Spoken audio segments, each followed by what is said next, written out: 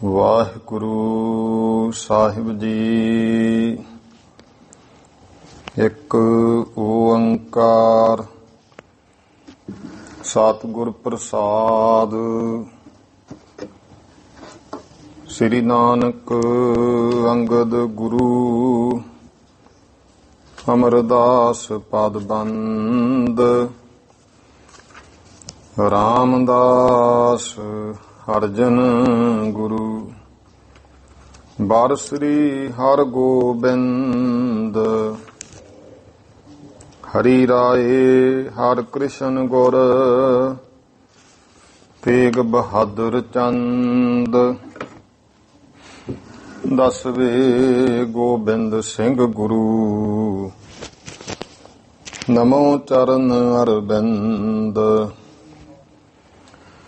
ਜਿਸ ਮਹਿ ਅੰਮ੍ਰਿਤ ਗਿਆਨ ਹੈ ਮਾਣਕ ਭਗਤ ਵੈਰਾਗ। ਸ੍ਰੀ ਗੁਰੂ ਗ੍ਰੰਥ ਸਾਹਿਬ ਉद्धਤ ਬੰਦੋਂ ਕਰ ਅਨੁਰਾਗ। ਸ੍ਰੀ ਗੁਰ ਸ਼ਬਦ ਕਮਾਏ ਜਨ ਜੀਤੇ ਪੰਚ ਵਿਕਾਰ। ਤੈਨ ਸੰਤਨ ਕੋ ਬੰਧਨਾ ਸਿਰ ਚਰਨਨ ਪਰ ਧਾਰ। ਏਕ ਓੰਕਾਰ ਸਤਿਗੁਰੂ ਤੇ ਪ੍ਰਸਾਦ ਸਚ ਹੋਏ। ਵਾਹਿਗੁਰੂ ਜੀ ਕੀ ਫਤਿਹ। ਬਿਘਨ ਬਿਨਾਸਨ ਸੋਏ।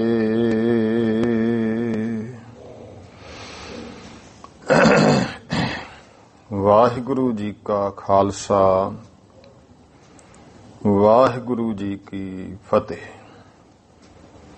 ਗਰੀਬ ਨਵਾਜ ਚਬਰ ਤਖ਼ਤ ਦੇ ਮਾਲਕ ਜੁਗੋ ਜੁਗ ਅਟਲ ਦਸਾਂ ਪਾਤਸ਼ਾਹੀਆਂ ਦੀ ਆਤਮਿਕ ਜੋਤ। ਧੰਨ ਧੰਨ ਸ੍ਰੀ ਗੁਰੂ ਗ੍ਰੰਥ ਸਾਹਿਬ ਜੀ ਮਹਾਰਾਜ। ਸਤਿਗੁਰੂ ਜੀ ਦੀ ਕਿਰਪਾ ਬਖਸ਼ਿਸ਼ ਹੋਈ ਹੈ। ਗੁਰੂ ਸਾਹਿਬ ਜੀ ਨੇ ਸ਼ਾਮ ਦੇ ਸਮੇਂ ਸਤਸੰਗ ਘੜੀਆਂ ਬਖਸ਼ੀਆਂ ਹਨ। ਆਓ ਇਤਿਹਾਸ ਦੀ ਕਥਾ ਦਾ ਸਮਾਂ ਹੈ। ਬਹੁਤ ਹੀ ਸਤਿਕਾਰਯੋਗ ਸ੍ਰੀਮਾਨ ਕਵੀ ਸੰਤਰੇਣ ਪ੍ਰੇਮ ਸਿੰਘ ਜੀ ਉਹਨਾਂ ਦੁਆਰਾ ਰਚਿਤ ਸ੍ਰੀ ਗੁਰਪੁਰ ਪ੍ਰਕਾਸ਼ ਗ੍ਰੰਥ, ਜਿਸ ਦੀ ਲੜੀਵਾਰ ਜੋ ਕਥਾ ਹੈ ਉਹ ਮਾਈ ਭਾਈ ਸਰਵਣ ਕਰਦੇ ਆ ਰਹੇ ਹੋ। ਸੋਢੀ ਸੁਲਤਾਨ ਧੰਨ ਧੰਨ ਸ੍ਰੀ ਗੁਰੂ ਰਾਮਦਾਸ ਮਹਾਰਾਜ ਜੀ ਦਾ ਜੀਵਨ ਪ੍ਰਸੰਗ, ਜੋ ਕੱਲ ਆਪਾਂ ਆਰੰਭਤਾ ਤੋਂ ਇਹ ਪ੍ਰਸੰਗ ਪਹਿਲਾਂ ਸੰਤਰੇਣ ਜੀ ਨੇ ਅਕਾਲ ਪੁਰਖ ਦਸਾਂ ਪਾਤਸ਼ਾਹੀਆਂ ਦਾ ਮੰਗਲ ਕੀਤਾ। ਉਪਰੰਤ ਫਿਰ ਸਤਿਗੁਰੂ ਦਾ ਜੋ ਨਿਤ ਕਿਰਿਆ ਹੈ ਉਹ ਦੱਸੀ। ਫਿਰ ਮਹਾਰਾਜ ਨੂੰ ਬੇਨਤੀ ਕੀਤੀ ਮੁਖੀ ਸਿੱਖਾਂ ਨੇ, ਸਤਿਗੁਰੂ ਜੀ ਕਿਰਪਾ ਕਰਕੇ ਸਾਨੂੰ ਉਪਦੇਸ਼ ਦਿਓ ਨਿਤ ਕਿਰਿਆ ਜੀਵਨ ਦਾ। ਤਾਂ ਮਹਾਰਾਜ ਨੇ ਫਿਰ ਉਹ ਪਾਵਨ ਸ਼ਲੋਕ ਸ਼ਬਦ ਗੁਰ ਸਤਿਗੁਰ ਕਾ ਜੋ ਸਿੱਖ ਅਖਾਏ ਸੋ ਭਲਕੇ ਉਠ ਹਰ ਨਾਮ ਧਿਆਵੈ। ਇਹ ਮਹਾਰਾਜ ਨੇ ਉਪਦੇਸ਼ ਦਿੱਤਾ ਤੇ ਉਹ ਚਾਤਰਕ ਬਣ ਕਰਕੇ ਸਿੱਖ ਗੁਰੂ ਦੇ ਉਪਦੇਸ਼ ਰੂਪੀ ਬੂੰਦ ਨੂੰ ਪੀ ਕੇ ਤ੍ਰਿਪਤ ਹੁੰਦਾ ਹੈ। ਸਤਿਗੁਰੂ ਦਾ ਉਪਦੇਸ਼ ਸਾਰਿਆਂ ਲਈ ਸਾਂਝਾ ਹੈ, ਸਭ ਨੇ ਭਾਈ ਸਰਵਣ ਕੀਤਾ। ਆਓ ਅੱਗੇ ਪ੍ਰੇਮ ਸਤਿਕਾਰ ਨਾਲ ਕਥਾ ਸਰਵਣ ਕਰੀਏ ਜੀ। ਸਤਨਾਮ ਸ੍ਰੀ ਵਾਹਿਗੁਰੂ ਸਾਹਿਬ ਜੀ। ਸੁਨ ਉਪਦੇਸ਼ ਨਿਹਾਲ ਹਜ਼ਾਰ ਹੈ। ਸਤਿਗੁਰੂ ਦਾ ਉਪਦੇਸ਼ ਸੁਣ ਕੇ ਹਜ਼ਾਰਾਂ ਪ੍ਰਾਣੀ ਨਿਹਾਲ ਹੋਏ ਹਨ। ਕੋ ਆਤਮ ਕੋ ਰੂਪ ਵਿਚਾਰੈ ਹੈ। ਕੋਈ ਆਤਮ ਨੂੰ ਵਿਚਾਰਦਾ, ਕੋਈ ਬ੍ਰਹਮ ਸਰੂਪ ਦੀ ਵਿਚਾਰ ਕਰਦਾ ਹੈ। ਕੋ ਪ੍ਰਭ ਸਿਮਰਨ ਕੇ ਅਨੁਰਾਗੀ। ਕੋਈ ਭਾਈ ਪਰਮੇਸ਼ਰ ਦੇ ਸਿਮਰਨ ਦੇ ਪ੍ਰੇਮੀ ਹਨ। ਕੋ ਦਰਸ਼ਨ ਹਰ ਚਹਿ ਵੱਡ ਭਾਗੀ।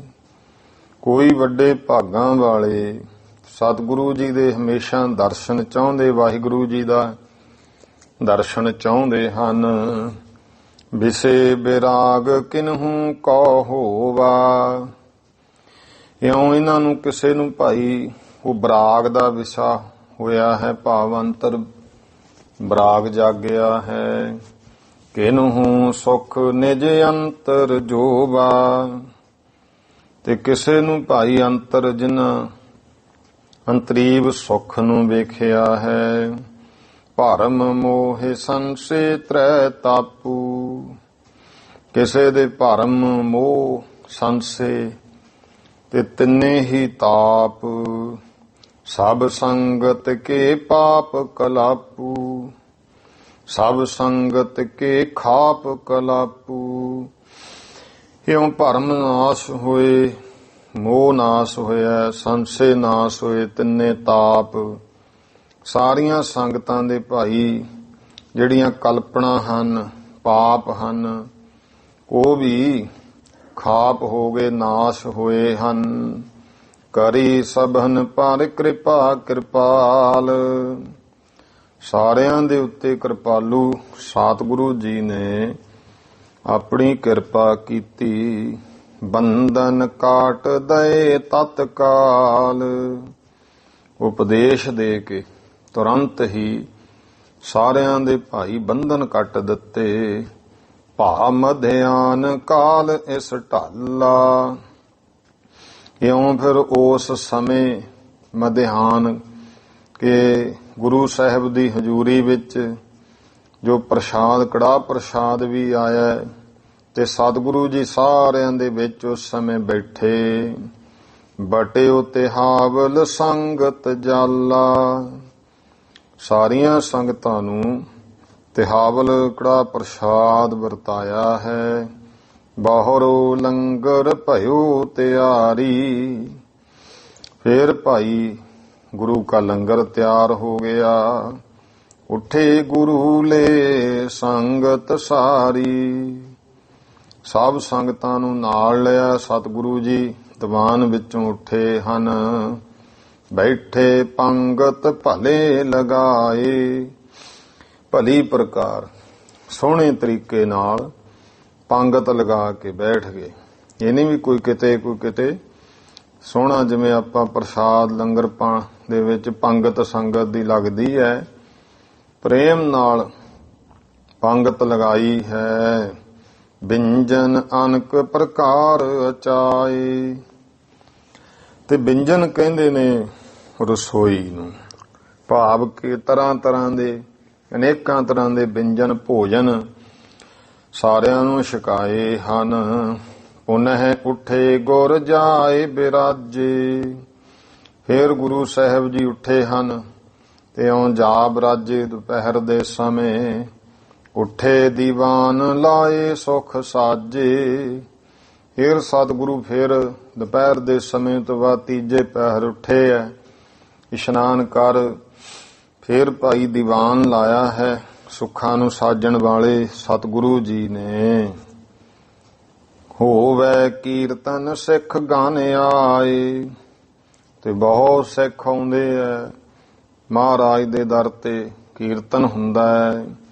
ਦਰਸੈ ਗੁਰ ਸੁਨ ਹੈ ਸੁਖ ਪਾਏ। ਗੁਰੂ ਸਾਹਿਬ ਦੇ ਦਰਸ਼ਨ ਕਰਦੇ ਨੇ, ਕੀਰਤਨ ਸੁਣਦੇ ਐ, ਸੁਖ ਪਾਉਂਦੇ ਹਨ। ਸੰਧਿਆ ਭੀ ਸੋਦਰ ਰਹਿ ਰਾਸ। ਫਿਰ ਸੰਧਿਆ ਹੋਈ, ਸੋਦਰ ਦਾ ਪਾਠ ਰਹਿ ਰਾਸ ਹੋਈ ਹੈ। ਕਥਾ ਸੋਹਿਲਾ ਪਾਠ ਸੁਖ ਰਾਸ। ਇਤਿਹਾਸ ਦੀ ਕਥਾ ਹੋਈ, ਸੋਹਿਲਾ ਸਾਹਿਬ ਬਾਣੀ ਪੜ੍ਹੀ ਗਈ, ਜੋ ਭਾਈ ਸਭ ਸੁੱਖਾਂ ਦੀ ਰਾਸ ਜੋ ਸੁੱਖਾਂ ਦੀ ਪੂੰਜੀ ਹੈ। ਅਸ ਬਿਦ ਨਿਤ ਪ੍ਰਤ ਗੁਰ ਆਚਰਨ। ਇਉਂ ਭਾਈ ਆਚਰਨ ਗੁਰੂ ਸਾਹਿਬ ਦਾ ਤੇ ਸਿੱਖ ਸੰਗਤਾਂ ਦਾ, ਗੁਰੂ ਕੇ ਦਰਬਾਰ ਦਾ ਇਸ ਤਰ੍ਹਾਂ ਨਿਤਾ ਪ੍ਰਤੀ ਜਿਹੜਾ ਆਚਰਨ ਮਰਜ਼ਾਦਾ ਰੋਜ਼ ਦੀ ਹੈ। ਕਿਰਪਾ ਕੋਰ ਨਿਜ ਦਾਸਨ ਕਰਨ। ਤੇ ਸਤਿਗੁਰੂ ਜੀ ਆਪਣਿਆਂ ਸੇਵਕਾਂ ਪਰ ਕਿਰਪਾ ਕਰਦੇ ਹਨ। ਇਤ ਸ੍ਰੀ ਗੁਰਪੁਰ ਪ੍ਰਕਾਸ਼ ਗ੍ਰੰਥੇ। ਇੱਥੇ ਤੱਕ ਸ੍ਰੀ ਗੁਰਪੁਰ ਪ੍ਰਕਾਸ਼ ਗ੍ਰੰਥ ਚੌਥੇ ਮਹੱਲੇ ਭਾਵ ਸ੍ਰੀ ਗੁਰੂ ਰਾਮਦਾਸ ਮਹਾਰਾਜ ਜੀ ਦਾ ਇਹ ਚੌਥੇ ਮਹੱਲੇ ਦਾ ਸ੍ਰੀ ਗੁਰੂ ਰਾਮਦਾਸ ਜੀ ਗੁਰ ਤਖਤ ਪੈ ਪ੍ਰਕਾਸ਼ ਔਰ ਨਿਤਨੇਮ ਪ੍ਰਸੰਗ ਵਰਣਨ। ਕਿ ਪਹਿਲਾਂ ਗੁਰੂ ਮਹਾਰਾਜ ਕਿਵੇਂ ਬਰਾਜੇ ਤਖਤ ਤੇ ਉੱਥੋਂ ਦਾ ਜਿਹੜਾ ਰੋਜ਼ ਦਾ ਨਿਤ ਕਿਰਿਆ ਨਿਤਨੇਮ ਕੀ ਹੁੰਦਾ ਗੁਰੂ ਦਰਬਾਰ ਵਿੱਚ, ਉਹ ਪ੍ਰਸੰਗ ਵਰਣਨ ਕੀਤਾ। ਨਾਮ ਪ੍ਰਿਥਮੈ ਮੰਦਰ ਹੈ। ਇਹ ਪਹਿਲੇ ਘਰ ਦਾ ਗੁਰੂ ਰਾਮਦਾਸ ਮਹਾਰਾਜ ਜੀ ਦੇ ਜੀਵਨ ਪ੍ਰਸੰਗ ਵਿੱਚ ਭਾਵ ਪਹਿਲਾ ਪ੍ਰਸੰਗ ਹੈ, ਪਹਿਲਾ ਅਧਿਆਏ ਕਹਿ ਲਓ, ਪਹਿਲੇ ਘਰ ਦਾ ਪ੍ਰਸੰਗ ਹੈ। ਦੋਹਰਾ। ਹੁਣ ਅੱਗੇ ਇਤਿਹਾਸ ਦੱਸਦੇ ਨੇ ਦੂਜੇ ਘਰ ਦਾ ਪ੍ਰਸੰਗ। ਸ੍ਰੀ ਸਤਿਗੁਰ ਤਨ ਧਾਰਿਓ ਤਾਰਨ ਹਿਤ ਸੰਸਾਰ। ਸ੍ਰੀ ਗੁਰੂ ਰਾਮਦਾਸ ਜੀ ਮਹਾਰਾਜ ਨੇ ਇਹ ਸਰੀਰ ਸੰਸਾਰ ਨੂੰ ਤਾਰਨ ਦੇ ਵਾਸਤੇ ਪਰਮਾਤਮਾ ਨੇ ਆਪਣਾ ਸਤਿਗੁਰੂ ਦੇ ਰੂਪ ਵਿੱਚ ਸਰੀਰ ਧਾਰਿਆ ਹੈ। ਦੇਹ ਉਪਦੇਸ਼ ਅਨੇਕ ਵਿਧ ਅਨਕ ਕਰੈ ਉਪਕਾਰ। ਅਨੇਕਾਂ ਤਰ੍ਹਾਂ ਦੇ ਨਾਲ ਉਪਦੇਸ਼ ਦੇ ਕਰਕੇ ਅਨੇਕਾਂ ਹੀ ਭਾਈ ਉਹਦਾ ਉਪਕਾਰ ਪਰਉਪਕਾਰ ਸਤਿਗੁਰੂ ਜੀ ਅਨੇਕਾਂ ਦੇ ਉੱਤੇ ਕਰਦੇ ਹਨ। ਚੌਪਈ। ਇੱਕ ਦਿਨ ਸ੍ਰੀ ਸਤਿਗੁਰ ਕਰਤਾਰ। ਇੱਕ ਦਿਨ ਸ੍ਰੀ ਗੁਰੂ ਮਹਾਰਾਜ ਪਰਮੇਸ਼ਰ ਸਰੂਪ ਲਿਆਏ ਚਿੱਤ ਅਸ ਪਰ ਉਪਕਾਰ। ਇਉਂ ਚਿੱਤ ਦੇ ਵਿੱਚ ਇਸ ਤਰ੍ਹਾਂ ਇੱਕ ਪਰ ਉਪਕਾਰ ਲਿਆਏ ਹਨ। ਕਲ ਕੇ ਨਾਰਨ ਉਧਾਰਨ ਹੇਤ। ਕਲਯੁਗ ਦੇ ਲੋਕਾਂ ਨੂੰ ਤਾਰਨ ਦੇ ਵਾਸਤੇ ਰਚ ਹੈ ਤੀਰਥ ਭਵ ਕੀ ਸੇਤ। ਕਿ ਇੱਥੇ ਭਾਈ ਇੱਕ ਤੀਰਥ ਰਚਿਆ ਜਾਵੇ ਜੋ ਭਵ ਕੀ ਸੇਤ। ਸੇਤ ਦਾ ਭਾਵ ਹੈ ਪੁਲ। ਭਾਵਾ ਸੰਸਾਰ ਤੋਂ ਤਰਨ ਦਾ ਪੁਲ ਰੂਪ ਹੈ। ਜੋ ਨਰ ਆਏ ਕਰੈ ਇਸ਼ਨਾਨ। ਜਿਹੜਾ ਕੋਈ ਪ੍ਰਾਣੀ ਆ ਕੇ ਇਸ਼ਨਾਨ ਕਰਦਾ ਹੈ ਸੋ ਪਾਵੈ ਸਭ ਵਿਧ ਕਲਿਆਣ। ਉਹ ਭਾਈ ਸਭ ਤਰ੍ਹਾਂ ਕਰਕੇ ਕਲਿਆਣਤਾ ਪ੍ਰਾਪਤ ਕਰਦਾ ਹੈ। ਅਸ ਵਿਧ ਅਸ ਵਿਚਾਰ ਤੇ ਬ੍ਰਿਧ ਜੀ ਆਏ। ਇਉਂ ਵਿਚਾਰ ਕਰ ਰਹੇ ਸੀ ਕਿ ਪ੍ਰਾਣੀਆਂ ਦਾ ਭਲਾ ਹੋਵੇ, ਸਾਰੇ ਭਾਈ ਕਲਿਆਣਤਾ ਪਾਉਣ, ਇਸ਼ਨਾਨ ਕਰਕੇ ਐਸਾ ਤੀਰਥ ਰਚੀਏ। ਅਸ ਵਿਚਾਰ ਤੇ ਇਹੋ ਜੀ ਵਿਚਾਰ ਹੋ ਰਹੀ ਹੈ। ਬਾਬਾ ਬੁੱਢਾ ਜੀ ਆ ਗਏ ਹਨ। ਕਹਿਓ ਗੁਰੂ ਤੇ ਕੋ ਸਮਝਾਏ। ਗੁਰੂ ਸਾਹਿਬ ਜੀ ਨੇ ਬਾਬਾ ਬੁੱਢਾ ਜੀ ਨੂੰ ਸਮਝਾਉਂਦਿਆਂ ਕਿਹਾ, ਸੁਨ ਸ੍ਰੀ ਬ੍ਰਿਧ ਕਹਿ ਧਨ ਸੁਖ ਰਾਸ। ਬਾਬਾ ਬੁੱਢਾ ਜੀ ਨੂੰ ਕਹਿਣ ਲੱਗੇ ਵੀ ਹੇ ਬਾਬਾ ਬੁੱਢਾ ਜੀ, ਕਹਿ ਧਨ ਸੁਖ ਰਾਸ।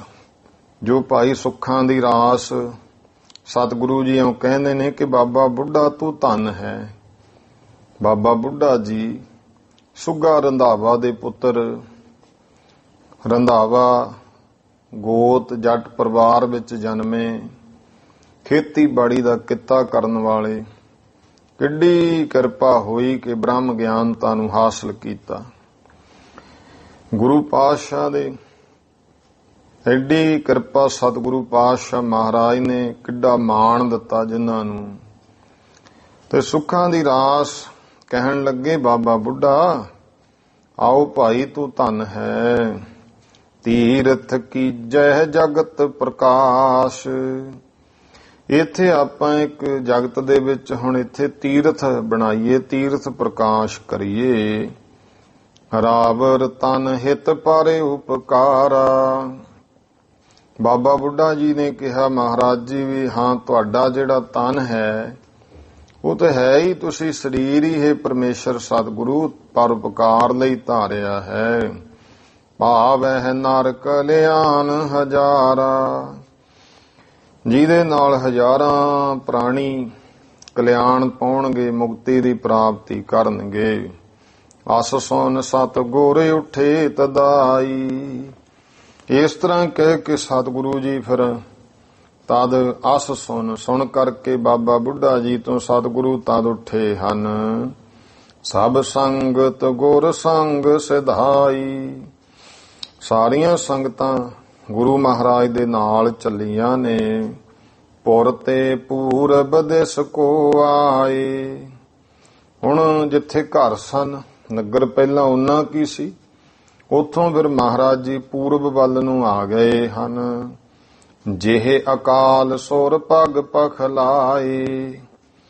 ਜਿੱਥੇ ਅਕਾਲ ਪੁਰਖ ਦੇ ਦੇਵਤਿਆਂ ਨੇ ਚਰਨ ਧੋਏ ਸੀ। ਚਰਨਾਮ੍ਰਿਤ ਸਰ ਲੋਪ ਜੋ ਥਇਓ। ਉਹ ਚਰਨਾਂ ਦਾ ਅੰਮ੍ਰਿਤ ਜਿਹੜਾ ਹੈ ਅਕਾਲ ਪੁਰਖ ਦਾ, ਉਹ ਸਰੋਵਰ ਲੋਪ ਅਜੇ ਗੁਪਤ ਸੀ, ਕਿਸੇ ਨੂੰ ਨੇ ਪ੍ਰਗਟ ਨਹੀਂ ਕੀਤਾ। ਅਬ ਚਾਹਿਤ ਤੇ ਪ੍ਰਗਟ ਕਇਓ। ਹੁਣ ਅਕਾਲ ਦਾ ਹੀ ਸਰੂਪ ਹੈ ਗੁਰੂ ਸਾਹਿਬ। ਉਹਨਾਂ ਚਾਹਿਆ ਵੀ ਅਸੀਂ ਆਪਣੇ ਚਰਨਾਂ ਦਾ ਜਿੱਥੇ ਅੰਮ੍ਰਿਤ ਹੈ ਅਕਾਲ ਪੁਰਖ ਨੇ ਇਹ ਮਨ ਵਿੱਚ ਭਾਵਨਾ ਗੁਰੂ ਰੂਪ ਵਿੱਚ ਕੀਤੀ ਕਿ ਇਸ ਨੂੰ ਪ੍ਰਗਟ ਕੀਤਾ ਜਾਵੇ। ਠਾਡੇ ਤੇ ਥਲ ਬ੍ਰਿਧ ਸੋ ਕਹਿਓ। ਉਸ ਜਗ੍ਹਾ ਤੇ ਫਿਰ ਖੜ ਗਏ ਤੇ ਬਾਬਾ ਬੁੱਢਾ ਜੀ ਨੂੰ ਕਿਹਾ, ਇਹੋ ਥਲ ਪਾਵਨ ਅਤ ਹਮ ਲਹਿਓ। ਕਹੇ ਬਾਬਾ ਬੁੱਢਾ, ਇਹ ਜਿਹੜਾ ਸਥਾਨ ਹੈ, ਜਗ੍ਹਾ ਹੈ, ਅਸੀਂ ਪਵਿੱਤਰ ਜਾਣੀ ਹੈ। ਇਹਾਂ ਆਰੰਭ ਹੈ ਤਾਲ ਅਪਾਰਾ। ਇੱਥੇ ਇੱਕ ਵੱਡਾ ਸਰੋਵਰ ਦੀ ਖੁਦਾਈ ਜਿਹੜੀ ਹੈ ਉਹ ਆਰੰਭ ਕੀਤੀ ਜਾਵੇ। ਜਿਸ ਮੱਜੇ ਫਲ ਲਹਿ ਸਿੱਖ ਚਾਰਾ। ਜਿਹਨੂੰ ਮੱਜੇ ਭਾਵ ਮੱਜਨ ਇਸ਼ਨਾਨ, ਜਦੋਂ ਪੜ੍ਹਦੇ ਨੇ ਮਾਗ ਮੱਜਨ ਸੰਗ ਸਾਧੂਆ, ਕਈ ਤਾਂ ਉੱਥੇ ਮੰਜਨ ਪੜ੍ਹ ਦਿੰਦੇ ਆ। ਆਮ ਤੁਸੀਂ ਦੇਖੋ ਕਹਿਣਗੇ ਮਾਗ ਮੰਜਨ ਸੰਗ ਸਾਧੂਆ। ਮੰਜਨ ਨਹੀਂ ਹੈ, ਮੱਜਨ। ਮੱਜਨ ਦਾ ਅਰਥ ਹੈ ਇਸ਼ਨਾਨ। ਮੰਜਨ ਤਾਂ ਹੁੰਦਾ ਜਿਹੜਾ ਦੰਦਾਂ 'ਚ ਕਰਦੇ, ਦੰਤ ਮੰਜਨ। ਉਹ ਮੂੰਹ ਚੜਿਆ ਹੋਇਆ ਤੇ ਪਾਠੀ ਮੰਜਨ ਹੀ ਪੜ੍ਹਦੇ ਆ। ਮੱਜਨ, ਮੱਜਨ ਦਾ ਅਰਥ ਹੈ ਇਸ਼ਨਾਨ ਕਰਨਾ।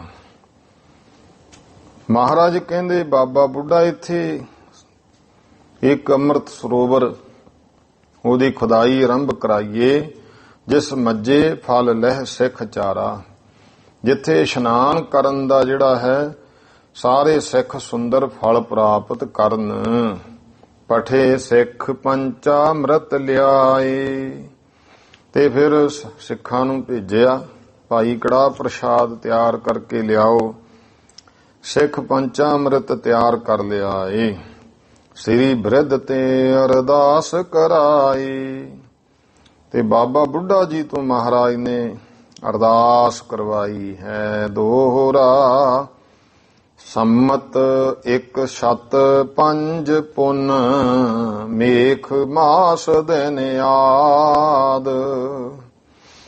ਸੰਮਤ 107 107 ਨਾਨਕ ਸ਼ਾਹੀ ਸੰਮਤ 5 ਪੁੰਨ ਤੇ ਫਿਰ ਉੱਤੇ ਭਾਈ 5 ਹੋਰ, ਭਾਵ ਕਿੰਨੇ ਬਣ ਗਏ 112। ਮੇਖ ਮਾਸ ਦਿਨ ਆਏ। ਭਾਵ ਮਾਘ ਮੇਖ ਕਹੀਏ ਜਿਹੜਾ ਵਿਸਾਖ ਦਾ ਸਮਾਂ ਹੈ। ਮੇਖ ਮਾਸ ਵਿਸਾਖ ਮਹੀਨਾ, ਮੇਖ ਸੰਗਰਾਂਦ ਦਾ ਦਿਨ, ਮੇਖ ਵਿਸਾਖ ਮਹੀਨਾ ਆਇਆ। ਇਹ ਸੰਮਤ 107। ਹਾਂ, ਸੰਮਤ 105। ਸ਼ਤ ਦਾ ਭਾਵ 100 ਹੈ ਜੀ। ਸੰਮਤ 105 ਪੁੰਨ 105 ਨਾਨਕ ਸ਼ਾਹੀ ਸੰਮਤ ਮੇਖ ਮਾਸ ਦਿਨ ਆਏ, ਵਿਸਾਖ ਮਹੀਨੇ ਦੇ ਦਿਨ ਨੇ। ਪਤਾਲ ਮੋਚਨੀ ਪਾਨ ਧਰ, ਹਨਿਓ ਟਕ ਅਹਿਲਾਦ। ਮੇਖ ਮਾਸ ਦਿਨ ਆਦ, ਪਹਿਲਾਂ ਫਿਰ ਆਦ ਜੁੜਦਾ। ਪਤਾਲ ਮੋਚਨੀ ਪਾਨ ਧਰ। ਪਤਾਲ ਮੋਚਨੀ ਕਹਿੰਦੇ, ਮੋਚਨੀ ਪੁੱਟਣਾ, ਪਤਾਲ ਨੂੰ ਪੁੱਟਣ ਵਾਲੀ ਮੋਚਨੀ ਕਹੀ। ਪਾਨ ਧਰ, ਪਾਨ ਹੱਥਾਂ ਨੂੰ ਕਹਿੰਦੇ ਐ। ਹੱਥਾਂ ਵਿੱਚ ਫੜ ਕੇ ਹਨਿਓ ਟਕ ਅਹਿਲਾਦ, ਖੁਸ਼ੀ ਦੇ ਨਾਲ ਟਕ ਲਾਇਆ ਹੈ। ਚੌਪਈ ਪੇਖ ਗੁਰ ਕੋ ਸਿੱਖ ਚੌਪ ਸੋ ਜਾਗੇ। ਗੁਰੂ ਸਾਹਿਬ ਨੂੰ ਇਸ ਤਰ੍ਹਾਂ ਵੇਖ ਕੇ ਜਿਹੜੇ ਸਿੱਖ ਨੇ ਉਹ ਭਾਈ ਬਹੁਤ ਖੁਸ਼ੀ ਚਾਅ ਦੇ ਵਿੱਚ ਜਾਗ ਪਏ। ਵੱਡ ਭਾਗੇ ਸੇਵਾ ਮਹਿ ਲਾਗੇ, ਵੱਡੇ ਭਾਗਾਂ ਵਾਲੇ ਉਹ ਸੇਵਾ ਵਿੱਚ ਲੱਗ ਗਏ। ਕੋ ਖਨ ਹੈ ਖਨਨੀ ਹਾਥ, ਕੋਈ ਭਾਈ ਜਿਹੜਾ ਹੈ ਪੁੱਟਦਾ ਹੈ, ਖਨਨੀ ਪੁੱਟ ਰਹੇ ਹੈ। ਖਨ ਹੈ ਪੁੱਟਣਾ, ਖਨਨੀ ਕਹਿੰਦੇ ਪੁੱਟਣ ਵਾਲੀ ਵਸਤੂ ਕਹੀ। ਪਤਾਲ ਮੋਚਨੀ ਵੀ ਕਹੀ ਦਾ ਨਾਂ ਹੈ, ਖਨਨੀ ਵੀ ਕਹੀ ਦਾ ਨਾਂ ਹੈ। ਉਹ ਹੱਥ ਵਿੱਚ ਲੈ ਕੇ ਕਹੀ ਨਾਲ ਕੋਈ ਧਰਤੀ ਪੁੱਟ ਰਿਹਾ ਹੈ।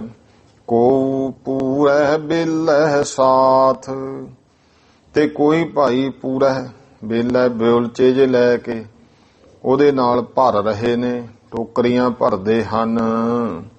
ਕੋ ਟੋਕਰੀ ਸੀਸ ਉਠਾਵੇ, ਤੇ ਕੋਈ ਸਿੱਖ ਜਿਹੜੇ ਸਿਰ ਤੇ ਟੋਕਰੀਆਂ ਚੁੱਕ ਰਹੇ ਨੇ।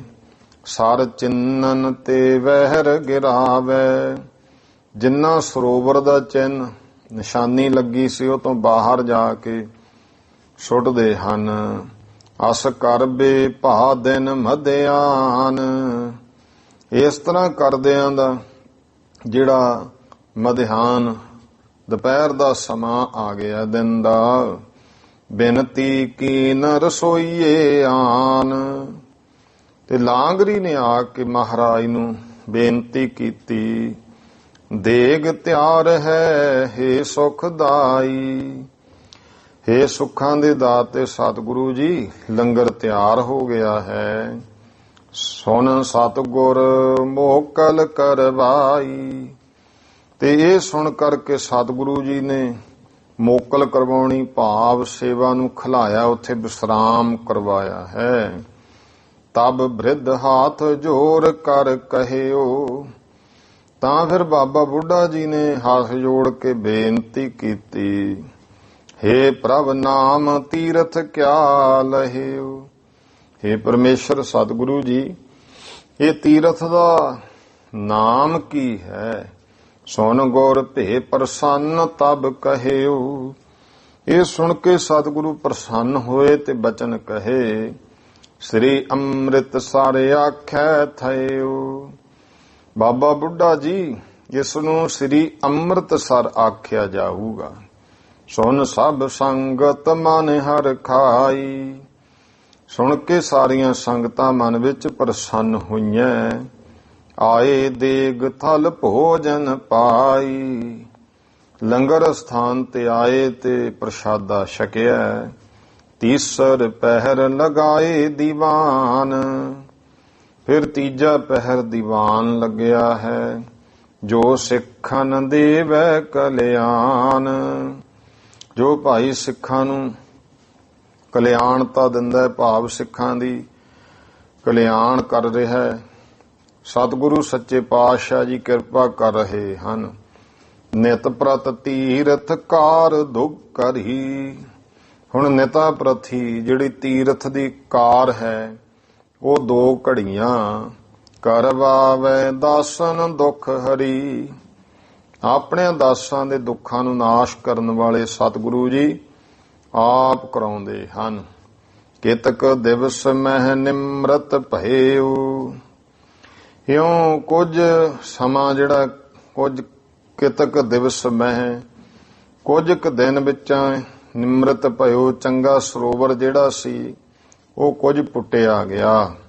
ਭਾਵ ਤੁਰਤ ਪ੍ਰਕਾਸ਼ ਤਬ ਕਹਿਓ, ਤੇ ਫਿਰ ਗੁਰਮੁਖੋ ਪਾਵ ਸੁਰਤ ਦਾ ਪ੍ਰਕਾਸ਼ ਹੋਇਆ, ਭਾਵ ਪਾਵ ਸੁਰਤ ਆ ਗਈ, ਜਿਹਨੂੰ ਅੱਸੂ ਕੱਤਾ ਇਹ ਮਹੀਨਾ ਆ ਗਿਆ ਹੈ। ਕੇਤਕ ਅੰਬ ਤਹਿ ਮਹਿ ਥਰ ਥਿਰ ਥਇਓ, ਤੇ ਕੁਝ ਕੁ ਜਿਹੜਾ ਹੈ ਜਲ ਉਹਦੇ ਵਿੱਚ ਖੜ ਗਿਆ। ਪੁਨ ਖਨ ਬਾਵਨ ਤੇ ਰਹਿ ਗਇਓ, ਇਸ ਕਰਕੇ ਫਿਰ ਉਸ ਤੋਂ ਅੱਗੇ ਸਰੋਵਰ ਜਿਹੜਾ ਸੀ ਕੁਝ ਸਮੇਂ ਵਾਸਤੇ, ਕਿਉਂਕਿ ਬਾਰਿਸ਼ਾਂ ਪਈਆਂ ਸਾਉਣ ਭਾਦੋਂ ਦੇ ਵਿੱਚ, ਮੀਂਹ ਦਾ ਪਾਣੀ ਖੜ ਗਿਆ, ਤੇ ਫਿਰ ਉਹ ਜਿਹੜੀ ਸੇਵਾ ਸੀ ਖੁਦਾਈ ਕੁਝ ਸਮੇਂ ਵਾਸਤੇ ਵਿਸ਼ਰਾਮ ਹੋ ਗਿਆ, ਰੁਕੀ ਹੈ। ਦੋਹਰਾ ਇੱਕ ਦਿਨ ਬੈਠੇ ਸਤਿਗੁਰੂ, ਆ ਲਾਇਓ ਅਦਕ ਦੀਵਾਨ। ਇੱਕ ਦਿਨ ਸਤਿਗੁਰੂ ਜੀ ਬੈਠੇ ਐ, ਵੱਡਾ ਦੀਵਾਨ ਸੰਗਤਾਂ ਦਾ ਸਜਿਆ ਹੋਇਆ ਹੈ। ਗੁਰੂ ਦਾਸ ਭੱਲਾ ਤਬ ਹੈ, ਆਇਓ ਤਿਸ ਅਸਥਾਨ। ਗੁਰੂ ਦਾਸ ਭੱਲਾ, ਭਾਈ ਗੁਰਦਾਸ ਜੀ ਭੱਲੇ ਵੰਸ਼ ਦੇ, ਉਸ ਸਮੇਂ ਮਹਾਰਾਜ ਦੇ ਕੋਲ ਪਹੁੰਚੇ ਹਨ। ਪਗ ਬੰਦੇ ਗੁਰ ਬਿਨੈ ਬਖਾਨੀ ਚੌਪਈ ਹੈ, ਤੇ ਸਤਿਗੁਰਾਂ ਦੇ ਚਰਨ ਬੰਦਨਾ ਕੀਤੀ, ਗੁਰੂ ਸਾਹਿਬ ਕੋਲ ਬੇਨਤੀ ਕੀਤੀ, ਹੇ ਗੁਰ ਸਿੱਖੀ ਦੇਹੋ ਮੋਹਿ ਦਾਨੀ। ਭਾਈ ਗੁਰਦਾਸ ਜੀ ਕਹਿੰਦੇ, ਹੇ ਸਤਿਗੁਰੂ ਜੀ ਮੈਨੂੰ ਸਿੱਖੀ ਦੀ ਦਾਤ ਬਖਸ਼ੋ। ਦੇਖੀ ਸ਼ਰਧਾ ਤਿਸ ਕੀ ਪੂਰੀ, ਪੂਰਨ ਸ਼ਰਧਾ ਭਾਈ ਗੁਰਦਾਸ ਜੀ ਦੀ ਮਹਾਰਾਜ ਨੇ ਵੇਖੀ ਹੈ। ਸਤਿਗੁਰ ਬੋਲੇ ਬਾਣੀ ਰੂਰੀ, ਤਾਂ ਸਤਿਗੁਰੂ ਜੀ ਸੁੰਦਰ ਬਾਣੀ ਬਚਨ ਕਹੇ। ਸਿਮਰੋ ਵਾਹਿਗੁਰੂ ਸਤਨਾਮੁ, ਭਾਈ ਗੁਰਦਾਸ ਜੀ ਵਾਹਿਗੁਰੂ ਪਰਮੇਸ਼ਰ ਦਾ ਸੱਚਾ ਨਾਮ ਸਿਮਰਿਆ ਕਰੋ। ਜਾਂ ਤੇ ਪਾਵੈ ਸੁਖ ਬਿਸਰਾਮੁ, ਜਿਸ ਸਿਮਰਨ ਦਾ ਫਲ ਇਹ ਹੈ ਕਿ ਜਿਸ ਕਰਕੇ ਸੁੱਖਾਂ ਵਿੱਚ ਸੁਰਤੀ ਦਾ ਟਿਕਾਣਾ ਵਿਸ਼ਰਾਮ ਪਾ ਲਵੋਗੇ। ਅਬ ਤੁਮ ਆਗਰੇ ਔਰ ਸਿਧਾਵੋ, ਐਡੀ ਕਿਰਪਾ ਹੋਈ ਮਹਾਰਾਜ ਕਹਿੰਦੇ ਹੁਣ ਇਉਂ ਕਰੋ, ਭਾਈ ਗੁਰਦਾਸ ਤੁਸੀਂ ਆਗਰੇ ਵੱਲ ਚਲੇ ਜਾਵੋ। ਸਤਿਗੁਰ ਸਿੱਖੀ ਜਗ ਪ੍ਰਗਟਾਵੋ, ਤੇ ਸਤਿਗੁਰੂ ਦੀ ਸਿੱਖੀ ਜਗਤ ਦੇ ਵਿੱਚ ਪ੍ਰਗਟ ਕਰੋ, ਸਿੱਖੀ ਦਾ ਪ੍ਰਚਾਰ ਕਰੋ। ਆਗਰੇ ਵਿੱਚ, ਕਾਂਸੀ ਵਿੱਚ ਭਾਈ ਗੁਰਦਾਸ ਜੀ ਨੇ ਬਹੁਤ ਸਿੱਖੀ ਦਾ ਪ੍ਰਚਾਰ ਕੀਤਾ। ਅੱਜ ਵੀ ਬਹੁਤ ਸੰਗਤਾਂ ਨੇ ਜਿਹੜੀਆਂ ਗੁਰਮੁਖੋ ਭਾਈ ਗੁਰਦਾਸ ਜੀ ਨੂੰ ਸਤਿਗੁਰੂ, ਜਿਵੇਂ ਗੁਰੂ ਦੇ ਮਹਿਮਾ ਹੈ ਨਾ, ਭਾਈ ਗੁਰਦਾਸ ਜੀ ਦੀ ਉਸ ਇਲਾਕੇ ਵਿੱਚ ਉਹ ਮਹਿਮਾ ਹੈ। ਕਾਂਸੀ ਹੋਈ ਜਿਹੜੇ ਪੁਰਾਤਨ ਸਿੱਖ ਨੇ, ਕਿਉਂਕਿ ਜਿਨ੍ਹਾਂ ਨੇ ਸਿੱਖੀ ਕਮਾਈ, ਜਿਵੇਂ ਬਾਬਾ ਬੁੱਢਾ ਜੀ ਨੇ ਸਿੱਖੀ ਕਮਾਈ, ਬਾਬਾ ਦੀਪ ਸਿੰਘ ਜੀ ਨੇ ਸਿੱਖੀ ਕਮਾਈ। ਬਾਬਾ ਦੀਪ ਸਿੰਘ ਜੀ ਜਿਹੜੇ ਕਿ ਖਹਿਰਾ ਗੋਤ ਦੇ ਜੱਟ ਪਰਿਵਾਰ ਵਿੱਚ ਪੈਦਾ ਹੋਏ, ਜਿਵੇਂ ਇੱਥੇ ਗੁਰਮਾ ਪਿੰਡ ਵੀ ਕਿਹਾ ਜਾਂਦਾ, ਬਾਬਾ ਜੀ ਦਾ ਇਹ ਪਿੰਡ ਹੈ। ਅਸਲ ਵਿੱਚ ਜਿਹੜੇ ਜਦੋਂ ਖੋਜ ਇੱਕ ਹਿਸਟੋਰੀਅਨ ਨਿਰੰਜਨ ਸਿੰਘ ਸਾਥੀ ਹੋਇਆ, ਉਹਨੇ ਬਹੁਤ ਖੋਜ ਕੀਤੀ। ਬਾਬਾ ਦੀਪ ਸਿੰਘ ਜੀ ਦਾ ਆਮ ਤੌਰ ਤੇ ਸੰਧੂ ਗੋਤ ਹੀ ਪ੍ਰਚਲਿਤ ਹੈ, ਵੀ ਸੰਧੂ ਗੋਤ ਜੱਟ ਜ਼ਿਮੀਂਦਾਰ ਪਰਿਵਾਰ 'ਚ ਪੈਦਾ ਹੋਏ ਹੈ। ਪਰ ਉਹਨਾਂ ਨੇ ਵੀ ਖੋਜ ਕੀਤੀ ਤੇ ਇੱਥੇ ਵੀ, ਕਿਉਂਕਿ ਜਿਹੜਾ ਇਹ ਗੁਰਮ ਗੋਤ ਸੀ, ਗੁਰਮ ਤੇ ਦਿਓਲ, ਇਹ ਇੱਕੋ ਹੀ ਭਾਵੇਂ ਦੋ ਭਰਾ ਸਨ। ਇਹ ਫਿਰ ਇੱਕੋ ਹੀ ਪਰਿਵਾਰ 'ਚੋਂ ਦੋ ਗੋਤ ਚੱਲੇ ਆ। ਇਹ ਵੀ ਦੋਵੇਂ ਗੋਤ ਜੱਟ ਜ਼ਿਮੀਂਦਾਰ ਪਰਿਵਾਰਾਂ ਦੇ ਨੇ, ਤੇ ਉਸ ਕਰਕੇ ਉੱਥੇ ਦਿਓਲ ਵੀ ਇਹੀ ਗੱਲ ਕਹਿੰਦੇ। ਉਹ ਕਹਿੰਦੇ ਜੀ ਸਾਡੇ 'ਚੋਂ ਸੀ ਬਾਬਾ ਦੀਪ ਸਿੰਘ, ਗੁਰਮ ਕਹਿੰਦੇ, ਤੇ ਉਹ ਗੁਰਮ ਪਿੰਡ ਗੁਰਮ ਗੋਤ ਕਰਕੇ ਹੀ ਹੈ। ਇੱਥੇ ਫਿਰ ਉਹਨਾਂ ਦੀ ਖੋਜ ਮੁਤਾਬਕ ਇਹ ਵੀ ਬਾਬਾ ਦੀਪ ਸਿੰਘ ਜੀ ਦੇ ਨਾਨਕੇ ਸੀ। ਕਦੇ ਤੁਸੀਂ ਇੱਥੋਂ ਜਾਂਦੇ ਹੋ ਡੇਲੋਂ ਨੂੰ, ਤੇ ਉਹ ਗੁਰਮਾ ਜਦੋਂ ਸੜਕ ਹੈ, ਗੁਰਮਾ ਪਿੰਡ ਤਾਂ ਪਿੱਛੇ ਹਟਣਾ ਹੈ ਨਾ, ਆ ਜਦੋਂ ਆਪਾਂ ਇੱਥੋਂ ਜਾਂਦੇ ਆ ਪੱਖੋਵਾਲ ਬੇਦੀ ਆਪਣੇ ਨੇੜੇ ਹੀ ਹੈ, ਉੱਥੇ ਬਾਬਾ ਦੀਪ ਸਿੰਘ ਜੀ ਦਾ ਬੁੱਤ ਲੱਗਿਆ, ਗੇਟ ਬਣਿਆ ਮੇਨ ਸੜਕ ਤੇ। ਉਹ ਫਿਰ ਅਸਲ ਵਿੱਚ ਕਿਉਂਕਿ ਉਹਨਾਂ ਸਮਿਆਂ ਵਿੱਚ ਇਹ ਜਿਹੜਾ ਇਲਾਕਾ ਸੀ ਨਾ, ਇੱਥੇ ਗੁਰਮੁਖੋ ਇੰਨਾ ਕੁਝ ਨਹੀਂ ਸੀ ਹੁੰਦਾ ਫਸਲਾਂ, ਇਹ ਮਾਲਵੇ ਵਿੱਚ, ਤੇ ਉਹ ਮਾਝੇ ਵਾਲਿਆਂ ਦਾ ਤਰਕ ਇਹੀ ਹੈ ਵੀ ਮਾਝੇ ਦੇ ਲੋਕ ਲੜਕੀਆਂ ਇਧਰ ਨਹੀਂ ਸੀ ਵਿਆਹੁੰਦੇ ਹੁੰਦੇ। ਕਾਰਨ ਕੀ, ਫਸਲਬਾੜੀ ਨਹੀਂ ਸੀ ਹੁੰਦੀ, ਉਹਨੇ ਕੰਮ ਧੰਦੇ ਟਿੱਬੇ। ਇਧਰੋਂ ਲੜਕੀਆਂ ਮਾਝੇ ਵਿੱਚ ਬਹੁਤ ਵਿਆਹੀਆਂ ਜਾਂਦੀਆਂ ਸੀ। ਤੇ ਇੱਥੇ ਨਾਨਕੇ ਸੀ। ਇਹ ਹੈ ਕਿ ਗੁਰਮ ਇੱਥੋਂ ਫਿਰ ਜਿਹੜਾ ਹੈ ਪਹੂਵਿੰਡ ਪਿੰਡ, ਪਹੂਵਿੰਡ ਦੇ ਵਿੱਚ ਬਾਬਾ ਜੀ ਦਾ ਨਗਰ ਹੈ। ਉੱਥੇ ਹੀ ਬਾਬਾ ਦੀਪ ਸਿੰਘ ਜੀ ਦਾ ਜਨਮ ਹੋਇਆ ਹੈ। ਹੁਣ ਪਹੂਵਿੰਡ ਦੇ ਵਿੱਚ ਦੋ ਗੋਤ ਰਹਿੰਦੇ ਸੀ, ਇੱਕ ਸੰਧੂ ਜੱਟ ਜ਼ਿਮੀਂਦਾਰ ਤੇ ਇੱਕ ਖਹਿਰਾ ਗੋਤ ਦੇ ਜੱਟ ਜ਼ਿਮੀਂਦਾਰ। ਭਾਵੇਂ ਕਿ ਉੱਥੋਂ ਦੇ ਸੰਧੂ ਇਹੀ ਆ, ਉਹ ਕਹਿੰਦੇ ਬਾਬਾ ਦੀਪ ਸਿੰਘ ਜੀ ਵੀ ਸੰਧੂਆਂ ਚ ਹੀ ਹੋਏ ਆ, ਪਰ ਜਿਹੜੇ ਖਹਿਰੇ ਗੋਤ ਦੇ ਨੇ, ਇਹ ਸ਼ਹੀਦ ਸ਼ਬਦ ਬਾਬਾ ਜੀ ਦੀ ਸ਼ਹੀਦੀ ਤੋਂ ਪਹਿਲਾਂ ਹੀ ਨਾਲ ਸੀ। ਇਹ ਸ਼ਹੀਦਾਂ ਦੀ ਜਥੇਬੰਦੀ ਸੀ। ਜਿਹੜੇ ਵੀ ਇਹਦੇ ਜਥੇਬੰਦੀ ਵਿੱਚ ਸਨ, ਉਹਨਾਂ ਨੂੰ ਬਾਬਾ ਜੀ ਦੀ ਜਥੇਬੰਦੀ, ਉਹਨਾਂ ਸਾਰਿਆਂ ਦੇ ਨਾਲ ਹੀ ਸ਼ਹੀਦ ਲੱਗਦਾ ਹੁੰਦਾ ਸੀ। ਤੇ ਉਹਨਾਂ ਨੇ ਫਿਰ ਉੱਥੋਂ ਉੱਠ ਕੇ ਜਿਹੜੇ ਖਹਿਰੇ ਸੀ, ਉਹਨਾਂ ਨੇ ਇੱਕ ਨਗਰ ਵੱਜਿਆ ਤਰਨ ਤਾਰਨ ਕੰਨੀਆਂ, ਉਹਦਾ ਨਾਂ ਹੀ ਸ਼ਹੀਦ ਪਿੰਡ ਹੈ। ਉੱਥੇ ਵੱਸਦੇ ਨੇ ਉਹ। ਹੁਣ ਵੀ ਉਹਨਾਂ ਦੀ ਅੰਸ਼ ਬੰਸ਼ ਜਿਹੜੀ ਹੈ ਉਹ ਹੈਗੀ ਹੈ। ਤੇ ਇਸ ਕਰਕੇ ਉਹ ਫਿਰ ਆਪਣੇ ਨਾਲ ਜਿੱਥੇ ਖਹਿਰਾ ਗੋਤ ਲਾਉਂਦੇ ਆ, ਖਹਿਰੇ ਨਾਲੋਂ ਸ਼ਹੀਦ ਜ਼ਿਆਦਾ ਮੁੱਖ ਲਾਉਂਦੇ ਨੇ। ਤੇ ਦੇਖੋ ਜਿਨ੍ਹਾਂ ਨੇ ਗੱਲ ਕੀਤੀ ਵੀ ਕਮਾਈ ਕੀਤੀ ਹੈ, ਕਮਾਈ ਵਾਲਿਆਂ ਦਾ ਵੀ ਅੱਜ ਮਹਿਮਾ ਹੈ। ਜਿੱਥੇ ਗੁਰੂ ਸਾਹਿਬਾਂ ਦੇ ਅਸਥਾਨਾਂ ਦਾ ਦੁਨੀਆ ਸਤਿਕਾਰ ਕਰਦੀ ਹੈ, ਉੱਥੇ ਕਮਾਈ ਵਾਲੇ ਗੁਰਸਿੱਖਾਂ ਦਾ ਵੀ ਸਤਿਕਾਰ ਹੈ। ਬਾਬਾ ਬੁੱਢਾ ਜੀ ਦੇ ਸਥਾਨ ਤੇ ਚਲੇ ਜਾਓ, ਹਜ਼ਾਰਾਂ ਦੁਨੀਆ ਤੁਹਾਨੂੰ ਉੱਥੇ ਮਿਲ ਜੇਗੀ। ਬਾਬਾ ਦੀਪ ਸਿੰਘ ਜੀ ਦੇ ਸਥਾਨ ਤੇ ਚਲੇ ਜਾਓ, ਉੱਥੇ ਵੀ ਹਜ਼ਾਰਾਂ ਦੁਨੀਆ। ਇਹ ਕਮਾਈ ਦੀ ਗੱਲ ਹੈ। ਤੋ ਭਾਈ ਗੁਰਦਾਸ ਜੀ ਨੇ ਇਸੇ ਤਰ੍ਹਾਂ ਉਹਨਾਂ ਦੀ ਵੀ ਕਮਾਈ ਸੀ। ਆਗਰਾ ਹੋਇਆ, ਕਾਂਸੀ ਹੋਇਆ, ਇਉਂ ਗੁਰੂ ਵਾਂਗ ਸੰਸਾਰ ਉਹਨਾਂ ਨੂੰ ਪੂਜਦਾ। ਭਾਈ ਗੁਰਦਾਸ ਜੀ ਨੂੰ ਗੁਰੂ ਰਾਮਦਾਸ ਪਾਤਸ਼ਾਹ ਨੇ ਕਿਹਾ, ਤੁਸੀਂ ਆਗਰੇ ਵੱਲ ਜਾਓ ਤੇ ਸਿੱਖੀ ਦਾ ਪ੍ਰਚਾਰ ਕਰੋ। ਕਹਿਤ ਭਇਓ ਹੋ ਬੜ ਅਨਜਾਨਾ।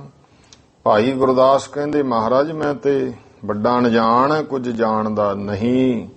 ਕਿਸ ਵਿਦ ਦੇਹੋ ਉਪਦੇਸ਼ ਮਹਾਨਾ। ਇਹ ਗੁਰੂ ਨਾਨਕ ਦੇ ਘਰ ਦਾ ਉਪਦੇਸ਼ ਬਹੁਤ ਮਹਾਨ ਹੈ, ਇਹ ਮੈਂ ਕਿਵੇਂ ਦੇ ਸਕਦਾ ਹਾਂ।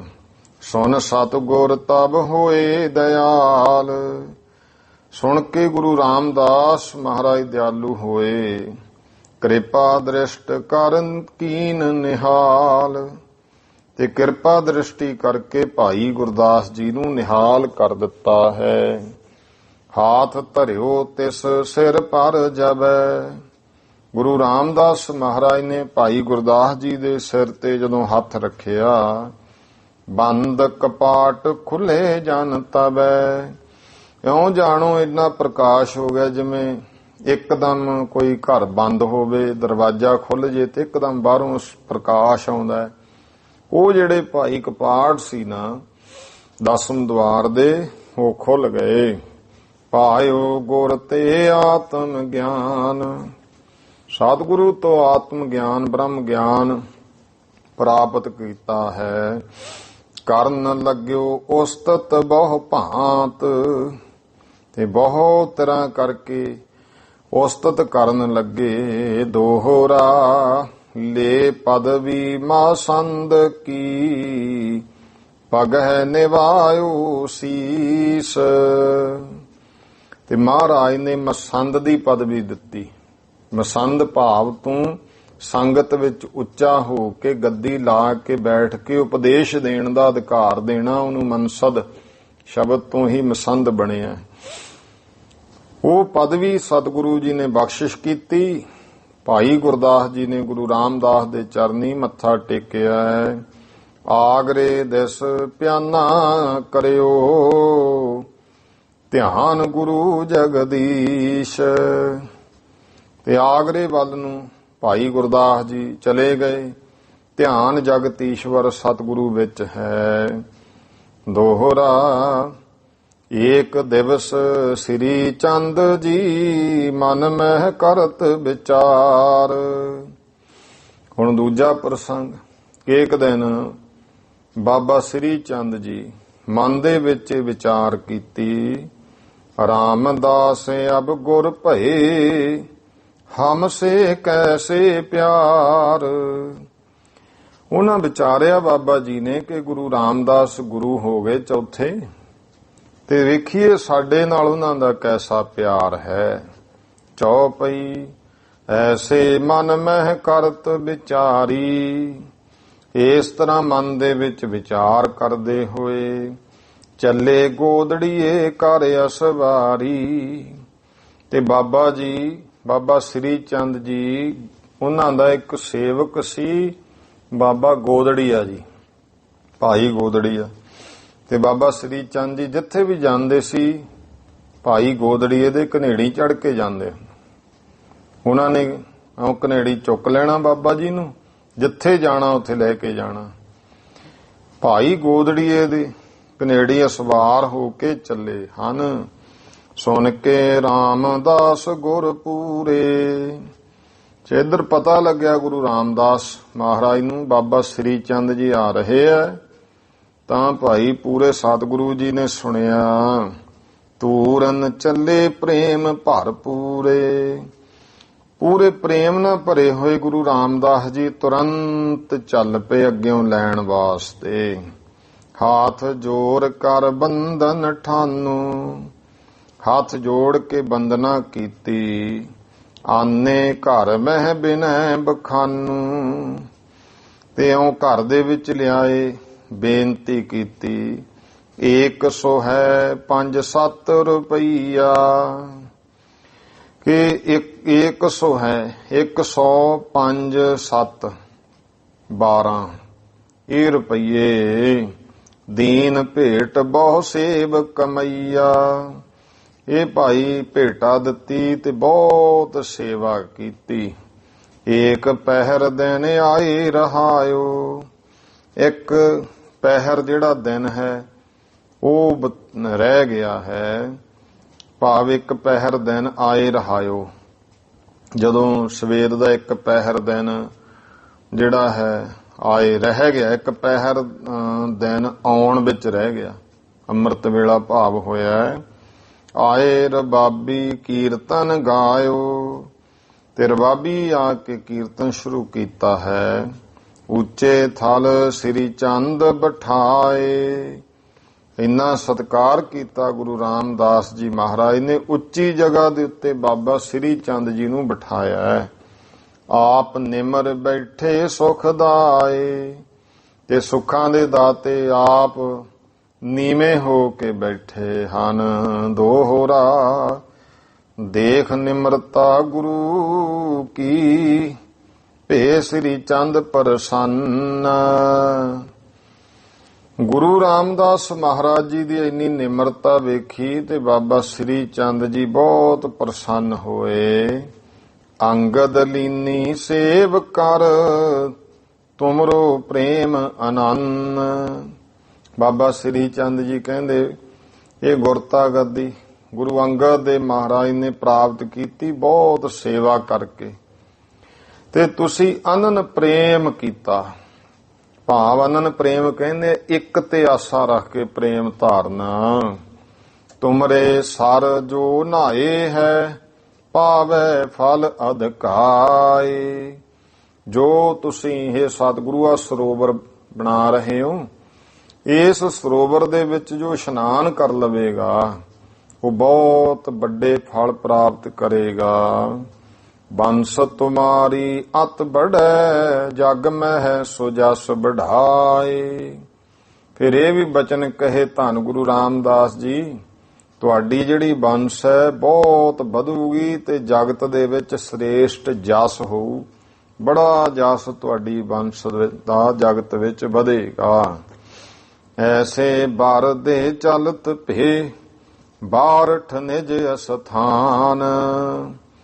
ਇਸ ਤਰ੍ਹਾਂ ਦੇ ਬਰ ਦੇ ਕਰਕੇ ਬਾਬਾ ਸ੍ਰੀ ਚੰਦ ਜੀ ਜਿੱਥੇ ਬਾਰਠ ਨਗਰ ਹੈ ਉਹ ਗੁਰਦਾਸਪੁਰ ਦੀ ਆਪਣੇ ਸਥਾਨ ਤੇ ਚਲੇ ਗਏ।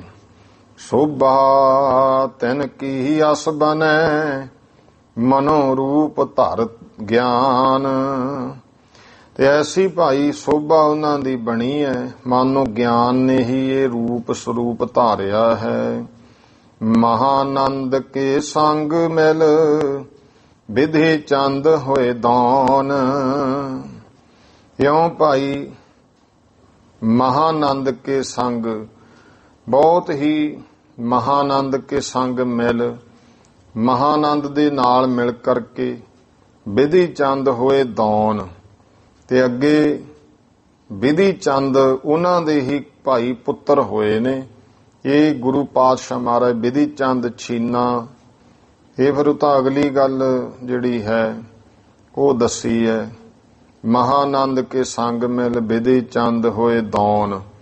ਦੌਨ ਦਾ ਅਰਥ ਇੱਥੇ ਜਾਂ ਇਹ ਵੀ ਹੈ ਡਰ, ਕਿ ਮਹਾਨੰਦ ਮਹਾ ਆਨੰਦ ਦਾ ਜਦੋਂ ਸੰਗ ਹੋ ਗਿਆ, ਮਹਾਨ ਆਨੰਦ, ਉਹ ਆਨੰਦ ਜੀ ਮਹਾਨ ਤੋਂ ਮਹਾਨ ਹੈ, ਤਾਂ ਫਿਰ ਵਿਧੀ ਚੰਦ ਦੀ ਜਗ੍ਹਾ ਤੇ ਦਵੰਦ ਹੈ। ਜਿਹੜੀ ਦਵੰਦ ਵੈਤ ਹੈ, ਇਹ ਦੌਨ ਹੋਏ ਦੌਨ, ਉਹ ਸਾਰਾ ਕੁਝ ਡਰ ਰੂਪ ਹੋ ਗਿਆ।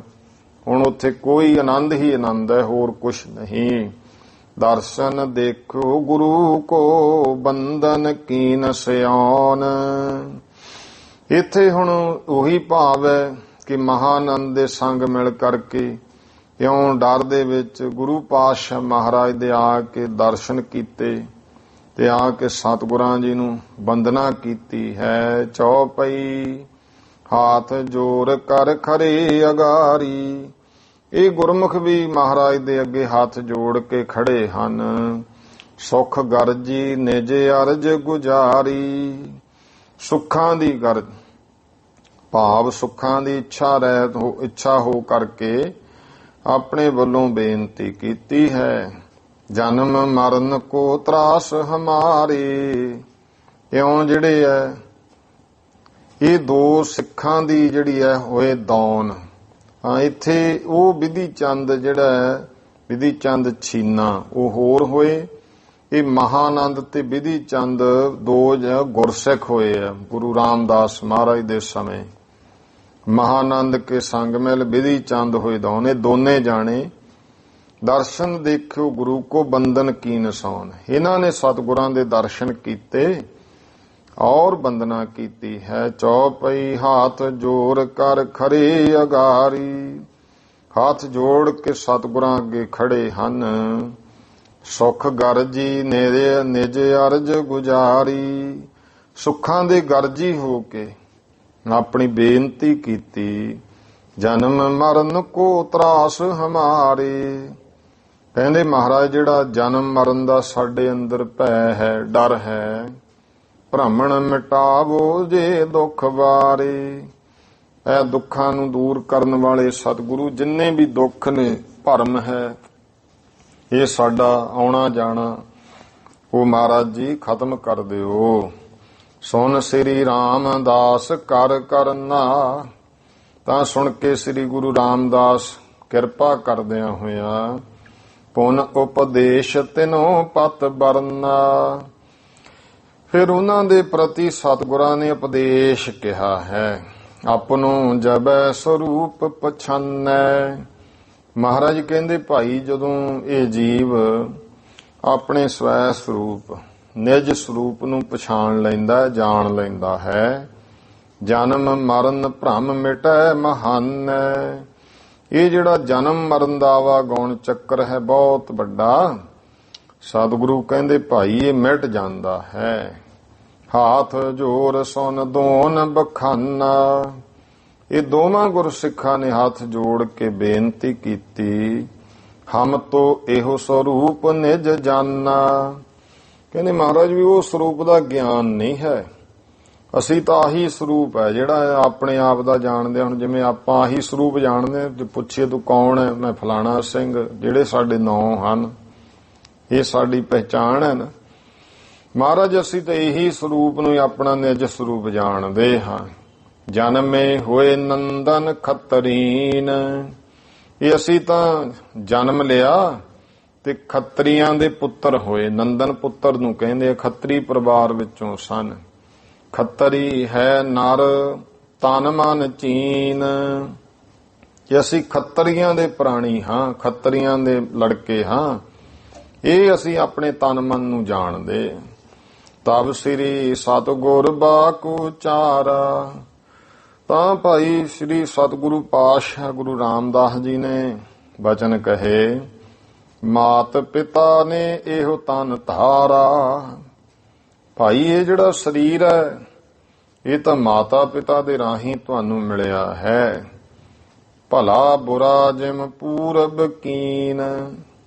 ਤੇ ਜਿਵੇਂ ਪਿਛਲੇ ਸਮੇਂ, ਪਿਛਲੇ ਜਨਮ ਵਿੱਚ, ਪਿਛਲਿਆਂ ਜਨਮਾਂ 'ਚ ਕੋਈ ਭਲਾ ਕੀਤਾ, ਬੁਰਾ ਕੀਤਾ, ਉਸ ਤਰ੍ਹਾਂ ਤਿਸ ਤੇ ਦੁੱਖ ਸੁੱਖ ਭੋਗਨ ਕੀਨ। ਉਹਨਾਂ ਕਰਮਾਂ ਦੀ ਪਰਾਲਬਧ ਦੇ ਮੁਤਾਬਕ ਦੁੱਖ ਤੇ ਸੁੱਖ ਜੀਵ ਭੋਗਣਾ ਕਰਦਾ ਹੈ। ਇਹੋ ਤਨ ਤਜ ਪੁਨ ਧਾਰੋ ਔਰ। ਫਿਰ ਇਹ ਸਰੀਰ ਮਿਲ ਗਿਆ, ਇਹ ਸਰੀਰ ਨੂੰ ਵੀ ਮਹਾਰਾਜ ਕਹਿੰਦੇ ਜੋ ਛੱਡ ਕੇ ਜਾਣਾ ਫਿਰ ਹੋਰ ਸਰੀਰ ਧਾਰਨ ਕਰ ਲੈਂਦਾ ਹੈ। ਕਰਹੋ ਕਰਮ ਭੋਗੋ ਤਿਸ ਠੌਰ। ਤੇ ਫਿਰ ਉਹ ਕਰਮ ਕਰਦਾ, ਜਿਹੋ ਜਿਹੇ ਕਰਮ ਕੀਤੇ ਉਹਨਾਂ ਦਾ ਫਲ ਉਸ ਜਗ੍ਹਾ ਭੋਗਦਾ ਹੈ। ਤਨ ਉਪਜਨ ਤੇ ਹੁਤੇ ਅਗੇਰੇ। ਇਉਂ ਭਾਈ ਜਿਹੜਾ ਹੈ ਤਨ ਉਪਜਨ ਤੇ ਹੁਤੇ, ਜਿਹੜਾ ਸਰੀਰ ਹੈ ਇਹ ਪੈਦਾ ਹੋਈ ਜਾਂਦਾ, ਮੌਤ ਹੁੰਦੀ ਹੈ, ਫਿਰ ਹੋਰ ਸਰੀਰ ਮਿਲ ਜਾਂਦਾ ਕੋਈ। ਜਿਹੋ ਜਿਹੇ ਕਰਮ ਨੇ, ਜੇ ਨਿਖਿੱਧ ਕਰਮ ਕੀਤੇ ਨਿਖਿੱਧ ਸਰੀਰ ਮਿਲ ਗਿਆ ਉਹ ਜਿਹੀ ਜੂਨ ਦਾ। ਇਉਂ ਮਹਾਰਾਜ ਕਹਿੰਦੇ ਤਨ ਉਪਜਨ ਤੇ ਹੁਤੇ ਅਗੇਰੇ। ਤੇ ਜਦੋਂ ਇਹ ਜਿਹੜੀ ਸਾਡਾ ਆਤਮਾ ਸਰੂਪ ਹੈ ਤਾਂ ਤਨ ਪੈਦਾ ਹੋਣ ਤੋਂ ਜੋ ਪਹਿਲਾਂ ਸੀ, ਤਨ ਬਿਨਸੇ ਪੁਨ ਚਾਹੋ ਪਛੇਰੇ। ਤੇ ਜਦੋਂ ਤਨ ਬਿਨਸ ਜਾਂਦਾ ਹੈ, ਇਹ ਦੱਸੋ ਵੀ ਪਿੱਛੇ ਫਿਰ ਕੀ ਰਹਿ ਜਾਂਦਾ ਹੈ। ਆਦ ਅੰਤ ਤਨ ਕੇ ਜਬ ਰਹੇ। ਤੇ ਜਿਹੜਾ ਇਉਂ ਆਦ ਤਨ ਤੋਂ ਪਹਿਲਾਂ ਵੀ ਸੀ, ਅੰਤ ਤਨ ਤੋਂ ਬਾਅਦ ਵੀ ਜੋ ਰਹਿੰਦਾ ਹੈ, ਤਨ ਨਿਜ ਰੂਪ ਕੁਤੋ ਤੁਮ ਲਹੀ। ਤੇ ਤੁਸੀਂ ਭਾਈ ਆਪਣੇ ਆਪ ਨੂੰ ਫਿਰ ਦੱਸੋ ਅਸਲ ਸਰੂਪ ਤੁਹਾਡਾ, ਤੁਸੀਂ ਤਨ ਨੂੰ ਆਪਣਾ ਰੂਪ ਕਿਵੇਂ ਜਾਣਿਆ ਹੈ। ਤਨ ਕੂਰਾ ਸਮ ਬਸਤਰ ਲਖੈ ਹੈ। ਇਹ ਭਾਈ ਸਰੀਰ ਝੂਠਾ ਹੈ। ਇਹ ਤਾਂ ਮਹਾਰਾਜ ਕਹਿੰਦੇ ਜਿਵੇਂ ਬਸਤਰ ਨਹੀਂ ਸਰੀਰ ਦੇ ਉੱਤੇ ਪਹਿਨੇ ਆਉ ਜਾਣ ਲੋ। ਜੀਰਨ ਭਏ ਅਪਰ ਧਰ ਲੈ ਹੈ। ਤੇ ਜਦੋਂ ਜੀਰਨ ਹੋ ਜਾਂਦਾ, ਪ੍ਰਾਣਾ ਹੋ ਜਾਂਦਾ, ਫਿਰ ਇਹ ਹੋਰ ਧਾਰਨ ਕਰ ਲੈਂਦਾ ਜੀਵਾਤਮਾ। ਤਾਂ ਤਨ ਤਾਂ ਇੱਕ ਬਸਤਰ ਹੈ, ਇਹ ਪਾ ਲਿਆ। ਜਦੋਂ ਇਹ ਪ੍ਰਾਣਾ ਹੋਇਆ ਬਦਲ ਲਿਆ ਉਸਨੇ, ਹੋਰ ਤਨ ਪਾ ਲਿਆ। ਤਾਂ ਤੇ ਤਨ ਪਟ ਪਹਿਰਹਿ ਜੋਏ। ਇਸ ਕਰਕੇ ਫਿਰ ਉਹ ਤਨ ਰੂਪੀ ਬਸਤਰ ਹੋਰ ਪਹਿਨ ਲੈਂਦਾ। ਤੇ ਜਿਹੜਾ ਇਹ ਤਨ ਰੂਪੀ ਬਸਤਰ ਨੂੰ ਪਹਿਨਦਾ ਹੈ, ਆਪਨ ਸਰੂਪ ਜਾਣੀਐ ਸੋਏ। ਉਹੀ ਆਪਣਾ ਸਰੂਪ ਜਾਣ ਲਓ। ਜਿਵੇਂ ਆਪਾਂ ਬਾਣੀ 'ਚ ਬਚਨ ਪੜ੍ਹਦੇ ਹਾਂ ਨਾ, ਭਈ ਪ੍ਰਾਪਤ ਮਾਨੁਖ ਦੇਹੁਰੀਆ। ਹੁਣ ਦੇਖੋ ਇਹਦੇ ਵਿੱਚ ਬਹੁਤ ਵੱਡਾ ਭੇਦ ਹੈ। ਆਪਾਂ ਕਿਸੇ ਨੂੰ ਕਹੇ ਤੈਨੂੰ ਆਹ ਚੀਜ਼ ਮਿਲ ਗਈ, ਦੇਖ ਤੈਨੂੰ ਸੋਹਣਾ ਸੁੰਦਰ ਘਰ ਮਿਲ ਗਿਆ, ਤੈਨੂੰ ਵੀ ਗੱਡੀ ਮਿਲ ਗਈ, ਤੈਨੂੰ ਆਹ ਚੀਜ਼ ਮਿਲ ਗਈ। ਗੁਰੂ ਸਾਹਿਬ ਕਹਿੰਦੇ ਭਈ ਪ੍ਰਾਪਤ ਮਾਨੁਖ ਦੇਹੁਰੀਆ। ਤੈਨੂੰ ਭਾਈ ਆ ਮਨੁੱਖਾ ਦੇਹੀ ਪ੍ਰਾਪਤ ਹੋ ਗਈ। ਹੁਣ ਜਿਹਨੂੰ ਪ੍ਰਾਪਤ ਹੋਈ ਉਹ ਕੌਣ ਹੈ? ਮਨੁੱਖਾ ਦੇਹੀ ਤਾਂ ਅਸੀਂ ਨਹੀਂ ਹਾਂ, ਇਹ ਤਾਂ ਸਾਨੂੰ ਪ੍ਰਾਪਤ ਹੋਈ ਹੈ। ਗੁਰੂ ਸਾਹਿਬ ਕਹਿੰਦੇ ਭਈ ਪ੍ਰਾਪਤ ਮਾਨੁਖ ਦੇਹੁਰੀਆ। ਤੇ ਪ੍ਰਾਪਤ ਕਿਉਂ ਹੋਈ? ਕੋਈ ਕਹੇ ਤੈਨੂੰ ਘਰ ਪ੍ਰਾਪਤ ਹੋ ਗਿਆ, ਤੇ ਉਹ ਸਵਾਲ ਕਰੇ ਦੂਜਾ ਕਾਹਤੋਂ ਪ੍ਰਾਪਤ ਹੋਇਆ? ਰਹਿਣ ਵਾਸਤੇ। ਤੈਨੂੰ ਵੀ ਆ ਬਸਤਰ ਮਿਲ ਗਏ, ਕਿਸ ਵਾਸਤੇ? ਪਹਿਨਣ ਲਈ। ਤੈਨੂੰ ਆ ਗੱਡੀ ਸਕੂਟਰ ਮਿਲ ਗਿਆ, ਕਾਹਦੇ ਵਾਸਤੇ? ਅਸਵਾਰੀ ਕਰਨ ਲਈ। ਤੇ ਮਹਾਰਾਜ ਕਹਿੰਦੇ ਤੈਨੂੰ ਇਹ ਤਨ ਮਿਲਿਆ, ਮਨੁੱਖਾ ਦੇਹੀ ਮਿਲੀ ਹੈ, ਕਾਹਦੇ ਲਈ? ਗੋਬਿੰਦ ਮਿਲਣ ਕੀ ਇਹ ਤੇਰੀ ਬਰੀਆ। ਆਹ ਕੰਮ ਨੂੰ ਮਿਲੀ ਹੈ, ਗੋਬਿੰਦ ਨੂੰ ਮਿਲਣ ਵਾਸਤੇ ਤੇਰੀ ਬਾਰੀ ਹੈ। ਅਵਰ ਕਾਜ ਤੇਰਾ ਕਿਤੈ ਨਾ ਕਾਮ। ਇਹ ਜਾਣ ਲਈ ਜਿਹੜੇ ਤੂੰ ਕਰਮ ਕਰਦਾ ਜਿੰਨੇ ਵੀ, ਇਹ ਤੇਰੇ ਇਹਦੇ ਵਾਸਤੇ ਹੈ। ਘਰ ਜਿਵੇਂ ਆਪਾਂ ਨੂੰ ਮਿਲਿਆ ਉਹਦੇ ਲਈ ਆਪਾਂ ਕੰਮ ਕਰਦੇ ਹਾਂ, ਉਹਦੀ ਸਾਰੀ ਦੇਖਭਾਲ। ਹੋਰ ਇਹ ਸਰੀਰ ਦੀ ਵੀ ਦੇਖਭਾਲ ਕਰਨੀ ਹੈ, ਕਿਉਂਕਿ ਵਾਰੀ ਹੈ ਇੱਕ ਸਾਨੂੰ ਇਹ ਸਾਧਨ ਮਿਲਿਆ ਰੱਬ ਨੂੰ ਪ੍ਰਾਪਤ। ਤੇ ਸਾਧਨ ਜਿਹੜਾ ਮਿਲਿਆ ਹੈ, ਜਿਹਦੀ ਅਸੀਂ ਅਸਵਾਰੀ ਕਰ ਰਹੇ ਹਾਂ, ਜਿਹਦੇ ਰਾਹੀਂ ਅਸੀਂ ਇਹ ਸਾਧਨ ਰਾਹੀਂ ਕਰਮ ਕਰਕੇ ਪ੍ਰਮਾਤਮਾ ਨੂੰ ਮਿਲਣਾ। ਫਿਰ ਇਹਨੂੰ ਵੀ ਤਾਂ ਠੀਕ ਠਾਕ ਰੱਖਣਾ ਪਊ ਨਾ। ਮਸ਼ੀਨਰੀ ਹੈ ਸਾਡੇ ਕੋਲੇ, ਉਹਦੀ ਮੇਨਟੇਨੈਂਸ ਕਰਨੀ ਪੈਣੀ ਹੈ ਸਾਰੀ, ਉਹਦੀ ਸਾਂਭ ਸੰਭਾਲ ਦੇਖਭਾਲ, ਤੇ ਉਹਦੇ ਲਈ ਧਨ ਵੀ ਚਾਹੀਦਾ ਹੈ, ਸਭ ਕੁਝ ਚਾਹੀਦਾ ਹੈ। ਇਸੇ ਤਰ੍ਹਾਂ ਸਰੀਰ ਦੀ ਸੰਭਾਲ ਲਈ ਰੋਟੀ ਇਹਨੂੰ ਚਾਹੀਦੀ ਹੈ, ਘਰ ਇਹਨੂੰ ਚਾਹੀਦਾ ਹੈ, ਕੱਪੜਾ ਇਹਨੂੰ ਚਾਹੀਦਾ ਹੈ। ਇਹ ਤਿੰਨੇ ਚੀਜ਼ਾਂ ਲਈ ਵੀ ਕੰਮ ਕਰਨਾ ਪੈਣਾ। ਕੋਈ ਖੇਤੀਬਾੜੀ ਕਰਦਾ, ਕੋਈ ਦੁਕਾਨਦਾਰੀ ਕਰਦਾ, ਨੌਕਰੀ ਕਰਦਾ, ਵਪਾਰ ਕਰਦਾ, ਕਿੰਨੇ ਇੱਕ ਤਰ੍ਹਾਂ। ਪਰ ਇਹ ਮਤ ਜਾਣੀ ਕਿ ਇਹ ਜਿਹੜੇ ਕੰਮ ਨੇ ਇਹ ਤੇਰੇ ਲਈ ਨੇ, ਨਹੀਂ, ਇਹ ਜਿਹੜਾ ਤੈਨੂੰ ਮਿਲਿਆ ਹੋਇਆ ਸਰੀਰ ਹੈ ਉਹਦੇ ਵਾਸਤੇ ਹੈ। ਭਈ ਪ੍ਰਾਪਤ ਮਾਨੁਖ ਦੇ, ਜਿਹੜੀ ਇਹ ਤਾਂ ਤੈਨੂੰ ਪ੍ਰਾਪਤ ਹੋਈ ਹੈ ਨਾ ਮਨੁੱਖਾ ਦੇ ਹੀ, ਅਵਰ ਕਾਜ ਤੇਰਾ ਕਿਤੇ ਨਾ ਕਾਮ, ਇਹ ਤੇਰੇ ਪ੍ਰਾਪਤ ਹੋਏ ਆ ਸਰੀਰ ਲਈ ਨੇ। ਇਹ ਜਿੰਨੇ ਕੰਮ ਨੇ ਤੇਰੇ ਕਿਸੇ ਕੰਮ ਨਹੀਂ ਹੈ, ਜੀਵਾਤਮਾ ਨੂੰ ਕਹਿ ਰਹੇ ਆ। ਤੇ ਉਸ ਦੇ ਲਈ ਕੀ ਕੰਮ ਹੈ? ਮਿਲ ਸਾਧ ਸੰਗਤ ਭਜ ਕੇਵਲ ਨਾਮ। ਉਹ ਜੀਵਾਤਮਾ ਲਈ ਮਹਾਰਾਜ ਕਹਿੰਦੇ ਭਾਈ ਤੇਰੇ ਲਈ ਸਾਧ ਸੰਗਤ ਵਿੱਚ ਮਿਲਣਾ, ਪ੍ਰਮਾਤਮਾ ਦਾ ਨਾਮ ਜਪਣਾ, ਹਰ ਕੀਰਤ ਸਾਧ ਸੰਗਤ ਹੈ, ਸਿਰ ਕਰਮਨ ਕਹਿ ਕਰਮ। ਰੋ ਵਿਚਾਰ। ਗੁਰੂ ਸਾਹਿਬ ਜੀ ਕਹਿੰਦੇ ਭਾਈ ਇਹ ਜਾਣ ਲੋ, ਇਹ ਸਰੀਰ ਜਿਹੜਾ ਜੀਰਨ ਹੈ ਤਾਂ ਤੇ ਤਨ ਪਟ ਪਹਿਰੈ ਜੋਏ। ਇਸ ਕਰਕੇ ਜੋ ਇਸ ਤਨ ਰੂਪੀ ਬਸਤਰ ਨੂੰ ਪਹਿਨਦਾ ਹੈ, ਆਪਨ ਸਰੂਪ ਜਾਣੀਐ ਸੋਏ, ਉਸ ਨੂੰ ਤੁਸੀਂ ਆਪਣਾ ਸਰੂਪ ਜਾਣ ਲਓ। ਕਬ ਹੂੰ ਮਰੈ ਨਾ ਮਾਰਿਓ ਜਾਏ। ਤੇ ਉਹ ਜਿਹੜਾ ਜੀਵਾਤਮਾ ਨਾ ਕਦੇ ਮਰਦਾ, ਕਿਉਂਕਿ ਪਰਮੇਸ਼ਰ ਦੀ ਅੰਸ਼ ਹੈ, ਤੇ ਨਾ ਉਹ ਮਾਰਿਆ ਜਾ ਸਕਦਾ ਹੈ। ਜਲ ਡੂਬੈ ਨਹਿ ਅਗਨ ਜਲਾਏ, ਨਾ ਉਹ ਜਲ ਵਿੱਚ ਡੁੱਬਦਾ। ਇਹਦਾ ਸਰੀਰ ਹੈ, ਕੋਈ ਜਲ ਚ ਬਹਾਤਾ, ਕਿਸੇ ਨੇ ਅਗਨੀ ਚ ਜਲਾਤਾ। ਉਹ ਜੀਵ ਆਤਮਾ ਜਲ ਡੂਬੈ ਨਹਿ ਅਗਨ ਜਲਾਏ, ਉਹ ਨਾ ਭਾਈ ਜਲ ਵਿੱਚ ਡੁੱਬਦਾ ਹੈ ਤੇ ਨਾ ਅੱਗ ਵਿੱਚ ਜਾਲਿਆ ਜਾ ਸਕਦਾ ਹੈ। ਤਨ ਝੂਠੋ ਸਤ ਰੂਪ ਤੁਮਾਰਾ, ਇਹ ਜਾਣੋ ਸਰੀਰ ਝੂਠਾ ਹੈ ਤੇ ਆਤਮ ਸਰੂਪ ਸਤ ਹੈ, ਉਹ ਜਿਹੜਾ ਤੁਹਾਡਾ ਰੂਪ ਹੈ।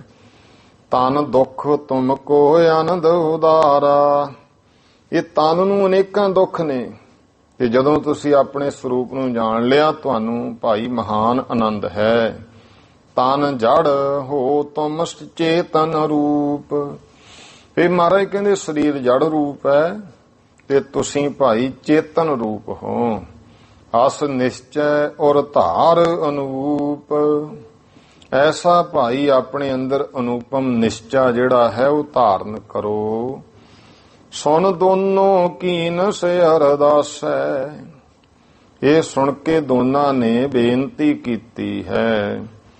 ਕਿਮ ਹਮ ਕੋ ਅਸਰੂਪ ਪ੍ਰਕਾਸ਼ੈ, ਮਹਾਰਾਜ ਫਿਰ ਇਹ ਜਿਹੜਾ ਸਾਡਾ ਰੂਪ ਹੈ ਉਹ ਕਿਵੇਂ ਪ੍ਰਕਾਸ਼ ਹੋਵੇ, ਦਾ ਗਿਆਨ ਕਿਵੇਂ ਹੋਵੇ ਸਾਨੂੰ। ਤਬ ਸਾਹਿਬ ਨੇ ਕਹਿਓ ਸੁਨਾਈ, ਤਾਂ ਮਾਲਕ ਸਤਿਗੁਰੂ ਗੁਰੂ ਰਾਮਦਾਸ ਜੀ ਨੇ ਫਿਰ ਇਹ ਬਚਨ ਕਹੇ। ਸਤ ਸੰਗਤ ਕੀਜੈ ਚਿਤ ਲਾਈ, ਭਾਈ ਚਿਤ ਲਾ ਕੇ ਸਤ ਸੰਗਤ ਕਰਿਆ ਕਰੋ। ਕਥਾ ਨੇਮ ਤੇ ਸੁਣੀਐ ਕਾਨ, ਕਥਾ ਜਿਹੜੀ ਹੈ ਉਹ ਨੇਮ ਨਾਲ ਕੰਨੀ ਸੁਣਿਆ ਕਰੋ। ਗੁਰ ਸਿੱਖਨ ਸੇਵੋ ਹਿਤ ਠਾਨ, ਤੇ ਗੁਰੂ ਕੇ ਸਿੱਖਾਂ ਦੀ ਹਿਤ ਪ੍ਰੇਮ ਧਾਰ ਕੇ ਸੇਵਾ ਕਰਿਆ ਕਰੋ। ਕਰੋ ਵਿਚਾਰਨ ਸਤਿਗੁਰ ਬਾਣੀ, ਤੇ ਨਾਲ ਸਤਿਗੁਰੂ ਦੀ ਜੋ ਬਾਣੀ ਹੈ ਇਹਦੀ ਵਿਚਾਰ ਕਰਿਆ ਕਰੋ। ਅਰਥ ਲਖੋ ਕਰ ਪ੍ਰੀਤ ਮਹਾਨੀ, ਇਹਦੇ ਬਾਣੀ ਦੇ ਅਰਥਾਂ ਨੂੰ ਜਾਣੋ ਤੇ ਮਹਾਨ ਪ੍ਰੀਤੀ ਕਰਕੇ ਬਾਣੀ ਨਾਲ। ਤਿਸ ਕੇ ਸਾਥ ਰਿਦਾ ਨਿਜ ਤੋਲੋ, ਫਿਰ ਦੇਖੋ ਵੀ ਬਾਣੀ ਕੀ ਕਹਿੰਦੀ ਹੈ, ਅਰਥ ਵਿਚਾਰੋ। ਤਿਸ ਕੇ ਸਾਥ ਰਿਦਾ ਨਿਜ ਤੋਲੋ, ਆਪਣੇ ਅੰਤਰਾਤਮੇ ਅੰਤਸ਼ਕਰਨ ਨੂੰ ਇਹਦੇ ਨਾਲ ਤੋਲੋ ਤੱਕੜੀ ਤੇ ਕਿ ਗੁਰੂ ਦੀ ਬਾਣੀ ਨੇ ਕੀ ਕਿਹਾ, ਅਸੀਂ ਕੀ ਕੀਤਾ ਹੈ। ਦੁੱਖ ਸੁੱਖ ਵਿਖੈ ਨ ਕਬਹੂ ਡੋਲੋ, ਮਹਾਰਾਜ ਕਹਿੰਦੇ ਦੁੱਖਾਂ ਵਿੱਚ ਸੁੱਖਾਂ ਵਿੱਚ ਭਾਈ ਕਦੇ ਵੀ ਡੋਲੋ ਨਾ, ਅਡੋਲ ਰਹਿਣਾ ਹੈ। ਹਿਮ ਸਤਿਗੁਰ ਤੇ ਸੋਨੇ ਉਪਦੇਸ਼। ਇਸ ਤਰ੍ਹਾਂ ਗੁਰੂ ਰਾਮਦਾਸ ਸੱਚੇ ਪਾਤਸ਼ਾਹ ਮਹਾਰਾਜ ਤੋਂ ਉਪਦੇਸ਼ ਸੁਣਿਆ ਹੈ। ਕਰਨ ਲੱਗੇ ਤਿਮ ਕਾਰ ਹਮੇਸ਼। ਇਹ ਦੋਵੇਂ ਖੱਤਰੀ ਪਰਿਵਾਰ ਵਿੱਚ ਪੈਦਾ ਹੋਏ ਗੁਰਸਿੱਖ ਫਿਰ ਹਮੇਸ਼ਾ ਰੋਜ਼ ਗੁਰੂ ਮਹਾਰਾਜ ਦਾ ਦੱਸਿਆ ਹੋਇਆ ਕਾਰ ਕਰਨ ਲੱਗੇ।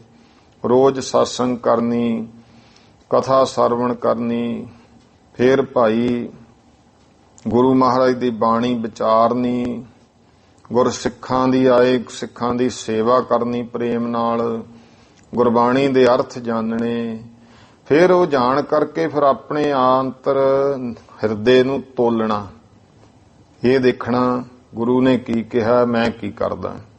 ਭਲਾ ਤਾਂ ਗੁਰਮੁਖੋ ਫੇਰ ਹੋਣਾ ਹੈ ਨਾ।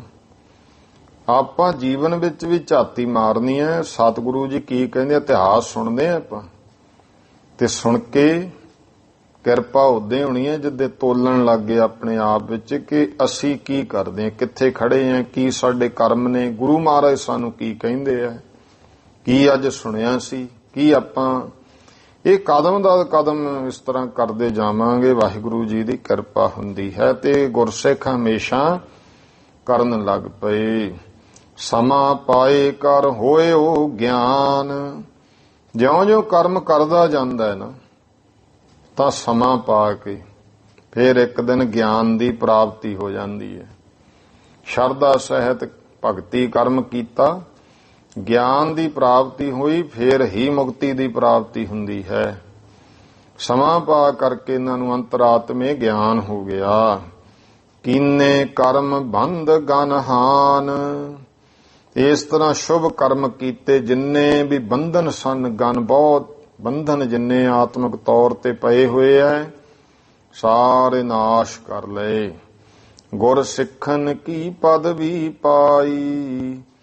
ਇਉਂ ਭਾਈ ਗੁਰੂ ਕੇ ਸਿੱਖਾਂ ਨੇ ਇਹ ਗੁਰਸਿੱਖੀ ਦੀ ਪਦਵੀ ਨੂੰ ਪਾ ਲਿਆ। ਜੋ ਆਪਾਂ ਅਰਦਾਸ ਵਿੱਚ ਬੇਨਤੀ ਕਰਦੇ ਹਾਂ, ਸਿੱਖਾਂ ਨੂੰ ਸਿੱਖੀ ਦਾਨ, ਮਹਾਰਾਜ ਅੱਗੇ ਰੋਜ਼ ਬੇਨਤੀ ਕਰਦੇ ਹਾਂ, ਮਹਾਰਾਜ ਸਿੱਖਾਂ ਨੂੰ ਸਿੱਖੀ ਦਾਨ ਦੇ ਦਿਓ।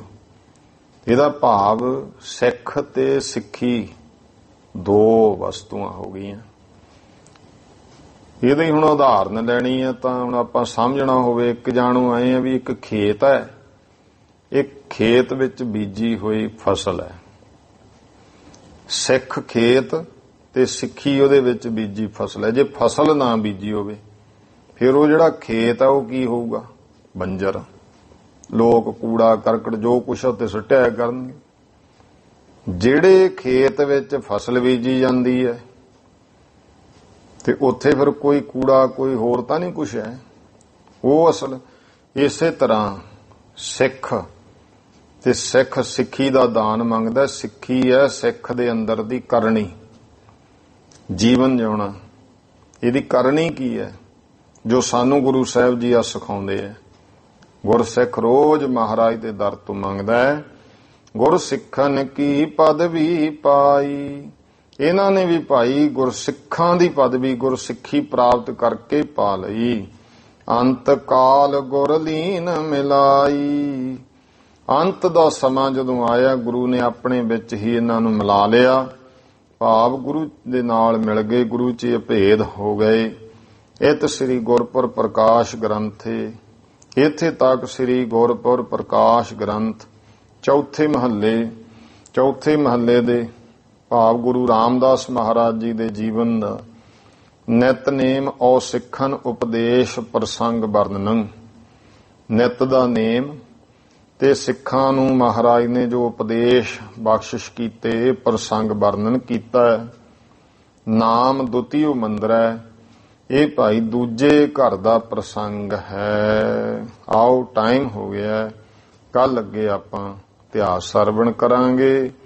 ਭੁੱਲ ਚੁੱਕ ਦੀ ਖਿਮਾ। ਮਹਾਲਾ ਸਤਿਗੁਰੂ ਜੀ ਸਭ ਤੇ ਕਿਰਪਾ ਕਰਨ, ਚੜ੍ਹਦੀ ਕਲਾ ਔਰ ਤੰਦਰੁਸਤੀ ਬਖਸ਼ਿਸ਼ ਕਰਨ। ਸਾਰੇ ਮਾਈ ਭਾਈ ਉਚਾਰਨ ਕਰੋ ਜੀ। ਵਾਹਿਗੁਰੂ ਨਾਮ ਜਹਾਜ ਹੈ, ਚੜ੍ਹੇ ਸੋ ਉਤਰੇ ਪਾਰ। ਜੋ ਸਰਦਾ ਕਰ ਸੇਵ ਦੇ, ਗੁਰ ਪਾਰੇ ਉਤਾਰਨ ਹਾਰ। ਵਾਹਿਗੁਰੂ ਜੀ ਕਾ ਖਾਲਸਾ, ਵਾਹਿਗੁਰੂ ਜੀ ਕੀ ਫਤਿਹ।